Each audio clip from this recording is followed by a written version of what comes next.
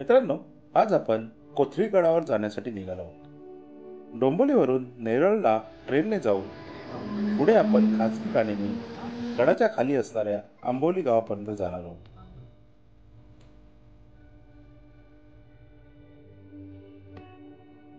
नेरळ आणि कर्जत या दोन्ही स्थानकावरून आंबोली गावापर्यंत पोहोचता येते आणि त्यापुढील प्रवास मग आपल्याला चालत करावा लागतो. आता आपण आंबोलीला पोहोचलो.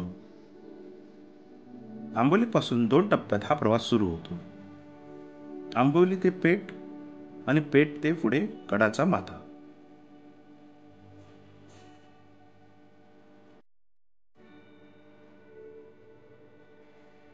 ठाणे जिल्ह्यातील शहापूर तालुक्यातील पेठ येथे दिमाखात उभा असलेला हा कोथळीगड. कोथळीगडाला पेठचा किल्ला म्हणून सुद्धा ओळखले जाते. कोथळीगड हा संरक्षणाच्या दृष्टीने खूप महत्वाचा किल्ला होता.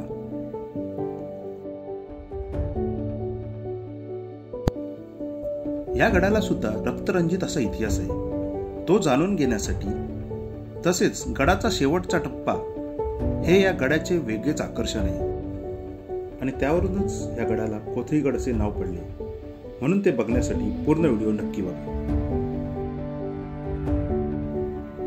पूर्ण रस्ता कसा आहे हे तुम्हाला समजावे यासाठी आम्ही बहुतेक ठिकाणी व्हिडिओ पळवलेला आहे, पण ह्याने तुम्हाला अंदाज येईल की नक्की रस्ता कशा प्रकारे आहे. तसे काही लोक 2 व्हीलर किंवा 4 व्हीलर घेऊन सुद्धा पेठ पर्यंत पोहोचतात.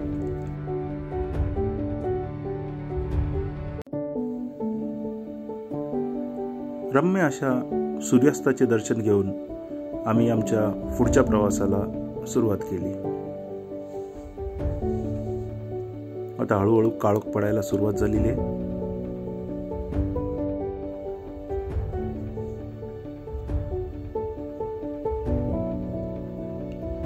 आता थोडीशी पोटपूजा करावी म्हणून आम्ही रस्त्यात उभे राहून सँडविच खातो.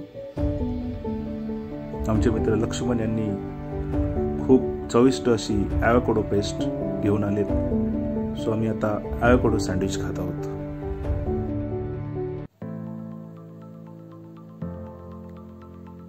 हे प्रकाश आंबवणे यांचे घर आहे. रात्री आम्ही इथे वस्ती केली होती. आता आपण पुढील प्रवास सुरू करत आहोत आणि आता आपण जाणून घेऊया या किल्ल्याचा इतिहास.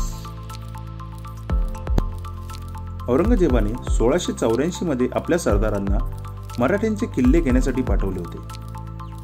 कोथळीगडावर मराठ्यांचा शस्त्रसाठा आहे आणि तेथून मराठी शस्त्र घेऊन जातात ही बातमी औरंगजेबाचा एक सरदार अब्दुल कादिर याला लागली.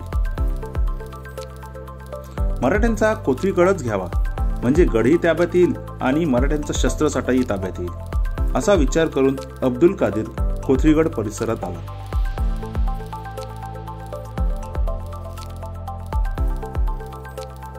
नारोजी त्रिंबक हे गडाचे किल्लेदार होते. रसद व दारुगोळा जवळील गावातून आणण्यासाठी ते गेले होते. गडावरील त्यांचा माणूस मानकोजी पांढरे याच्या ताब्यात त्यांनी गड दिला होता. शिवकाळात स्वराज्याचा मुंशी असणारा काजी हैदर संभाजी महाराजांच्या कारकिर्दीत औरंगजेबाला फितूर झाला होता. त्याने मानकोजी पांढरे याला फितूर केले होते. रात्रीच्या काळोखात मानकोजी पांढरे याने अब्दुल कादिर व त्याच्या सैन्याला हे आपलेच लोक रसद घेऊन आलेत असे सांगून गडात प्रवेश मिळवून दिला. मोगली सैनिकांना गडात प्रवेश मिळताच त्यांनी मराठ्यांसोबत लढाई करण्यास सुरुवात केली. गडावर मावळ्यांची संख्या कमी असल्यामुळे अब्दुल कादिरने गडावर ताबा मिळवला. कोथळीगड मोगलांच्या ताब्यात गेल्यावर दुसऱ्याच दिवशी मराठ्यांनी गडावर जोरदार हल्ला केला. हा हल्ला एवढा जोरदार होता की तो हल्ला परतवून लावणे किल्लेदार अब्दुल कादिरला कठीण होते. कोथळीगडला बाहेरून मोगलांची मदत मिळू नये म्हणून नारोजी त्रिंबक यांनी तिथले खोरे अडवून ठेवले होते. कोथळीगडावर मराठ्यांनी हल्ला केल्याचे कळताच जुन्नरचा किल्लेदार अजीज खान याने आपला मुलगा अब्दुल खान सोबत मोठे सैन्य देऊन त्याला कोथळीगड राखण्यासाठी पाठवले. या सैन्याची गाठ पडली नारोजी त्रिंबक यांच्या सैन्याशी.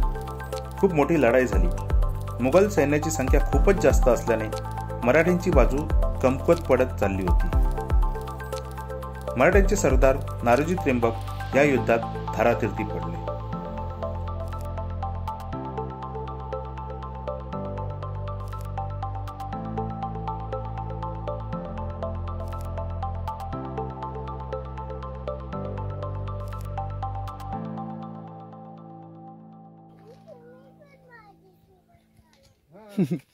जय भवानी.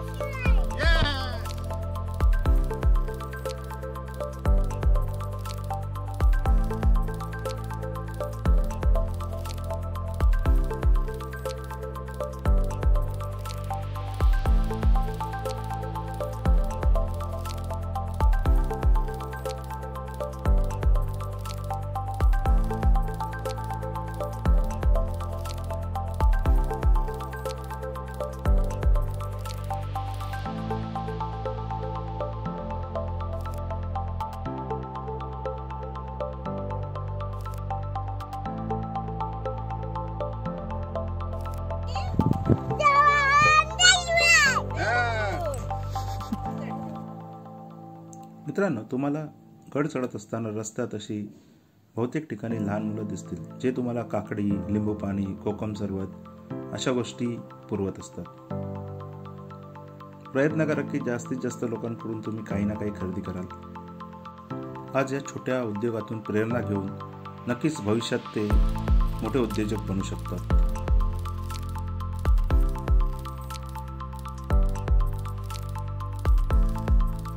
आता आपण या गडाच्या बुरुजापर्यंत पोहोचलो.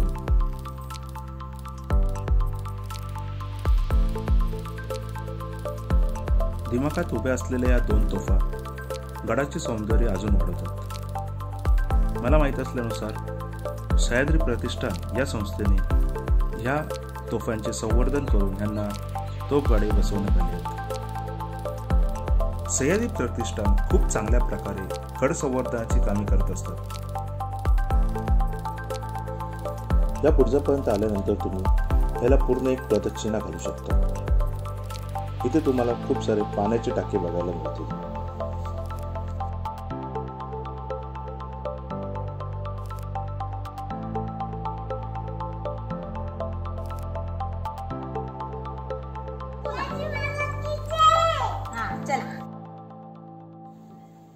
ही प्रदक्षिणा घालत असताना जी वाट आहे ती थोडी जोखमीची आहे, म्हणून तुम्ही ही प्रदक्षिणा घालणे टाळले तरी चालू शकते.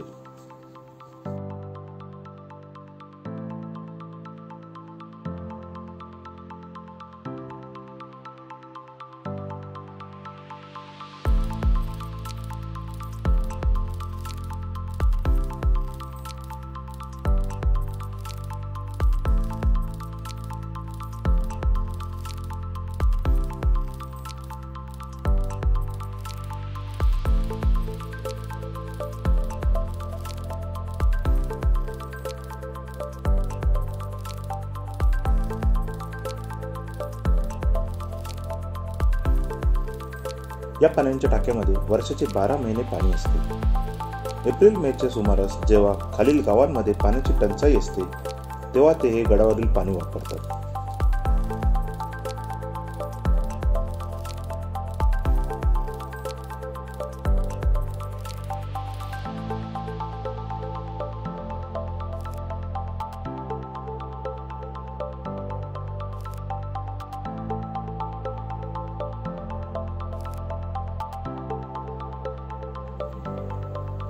बाप्पाचे दर्शन घेऊन पुढे देवीचे मंदिर आणि भैरोबाची गुफा आहे, त्यात आपण जात आहोत.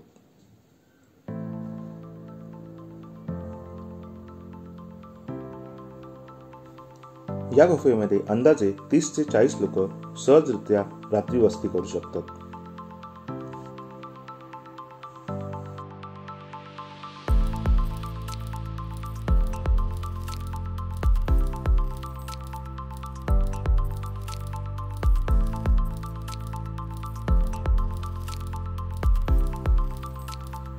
गुहेतील हे 4 खांब बघण्यासारखे आहेत.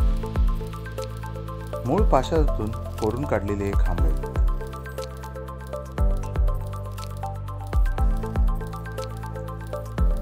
शेवटचा खांब हा थोडा मोडकळीस आलेला आहे. किल्ल्याच्या आकर्षणापैकी एक आकर्षण म्हणजे ही भैरवाची गुफा. आतमध्ये या 2 खोली आहेत.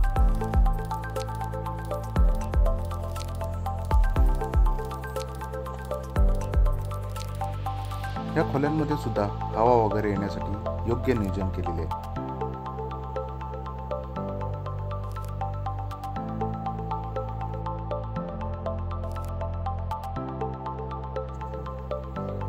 शिवाजी महाराजांनी प्रतापगडाच्या पायथ्याशी अफजल खानाचा कोथळा कसा बाहेर काढला होता हे आपल्या सगळ्यांना माहीतच आहे.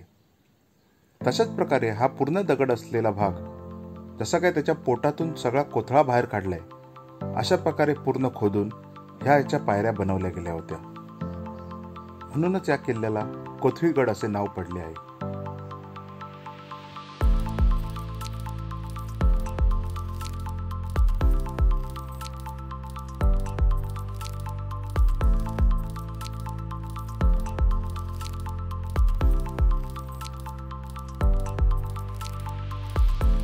तेव्हाची माणसं काही वेगळीच होती.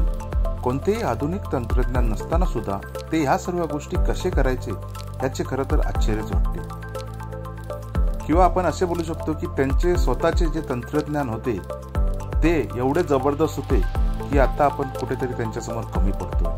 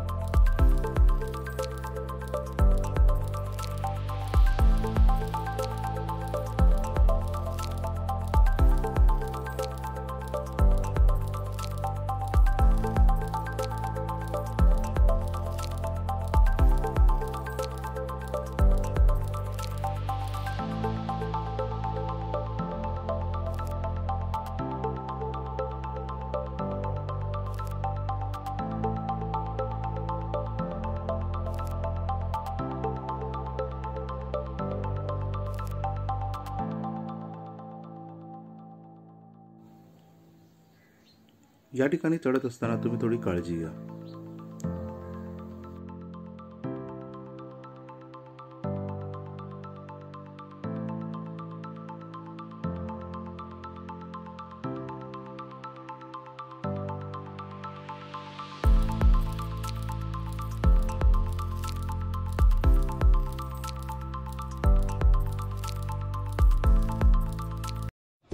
आजूबाजूच्या सह्याद्रीची उंची वाढली ती उगाच नाही. या सह्याद्रीच्या पायाखाली काही जणांनी स्वतःला जाणून घेतलंय तेव्हा तो सह्याद्री अस्मनाशी स्पर्धा करायला गेला. या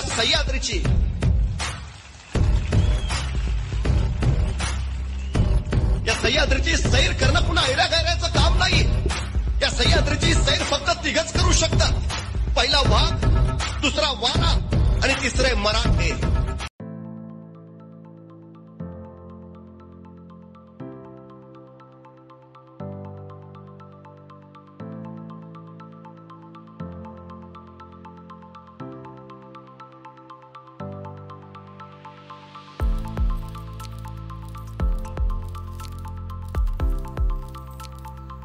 बहुतेक हा कुत्रा सुद्धा प्रवेशद्वाराला नतमस्तक होऊन पुढे गेला आहे.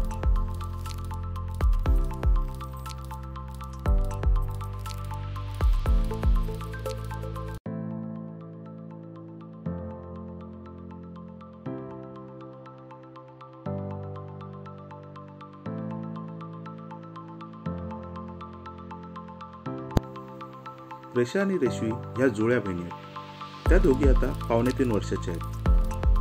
हा तिसरा किल्ला त्यांनी स्वतः चालत सर केलाय. याआधी त्यांनी शिवनेरी आणि सुधागड हे किल्ले सर केले होते. 2.5 वर्षाचे असताना त्यांनी पहिल्यांदा शिवनेरी हा किल्ला चढला होता.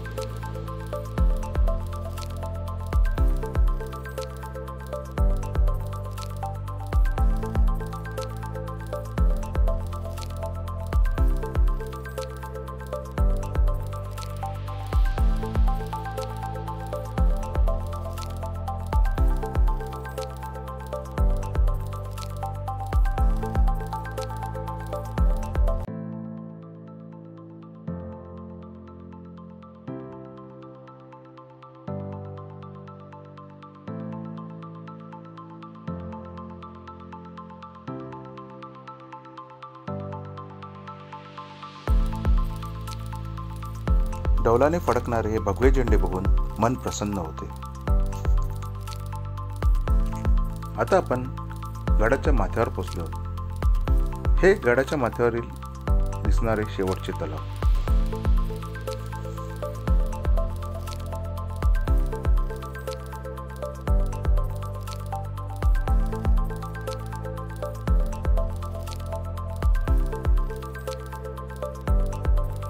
आता आपण गडाच्या शेवटच्या टोकावर पोहोचलेलो आहोत. इथून खूप सुंदर असा देखावा आपल्याला बघण्यास मिळतो.